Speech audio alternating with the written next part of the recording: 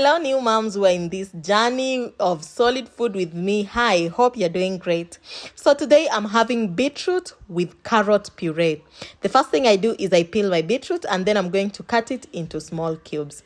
I know this journey is not easy. Name it constipation, allergies, and baby not wanting to eat after you've dedicated all your time making food for them. But it's always worth a try. And even if they'll feed one spoon, it's better than not introducing something.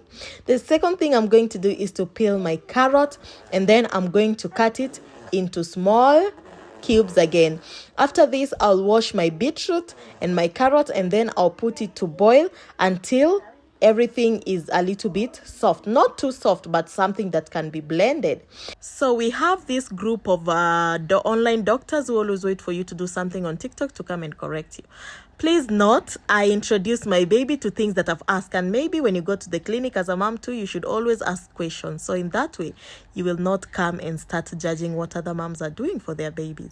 The next thing, I'm going to do butter in a hot castor and cumin seeds, and then I am going to let my beetroot and carrot cook at least for 5 minutes before I remove it and serve it to my baby. I will wait for it to cool down to lukewarm, and then I'm going to serve it to my baby. The next video, I'm going to show you how I deal with constipation with my baby and what I serve my baby for constipation. Thank you so much.